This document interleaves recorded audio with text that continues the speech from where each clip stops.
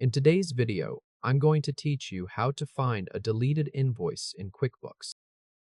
Start by going to the QuickBooks Online site. Once you're signed in, you'll land on the main dashboard. This is the home area where you can access your account activity and tools. From the dashboard, look to the top right corner of the screen and click the gear icon. This opens the Settings and Tools menu.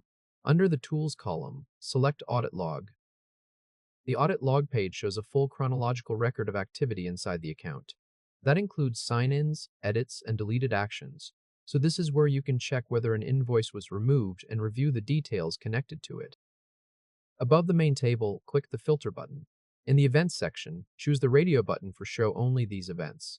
Then check the box for Transactions, and specifically select Deleted or Voided Transactions. This limits the results so you're only looking at transaction records that were removed or voided. If needed, adjust the date range or the user filters to narrow the search. This is useful if you want to focus on a certain time period or a specific person's activity. When those filters are set, click Apply. The list will refresh and now show only the filtered records. This makes it much easier to locate the missing invoice.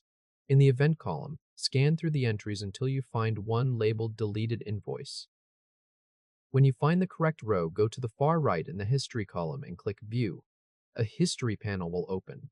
This panel shows a snapshot of the invoice as it appeared before it was deleted.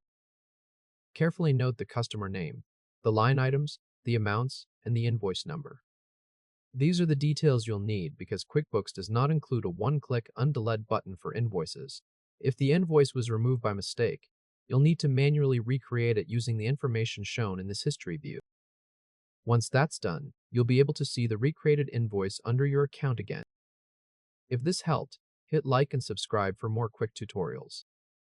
Go ahead and try it now on your end. That's how to find a deleted invoice in QuickBooks, and use the audit history to recover the details you need.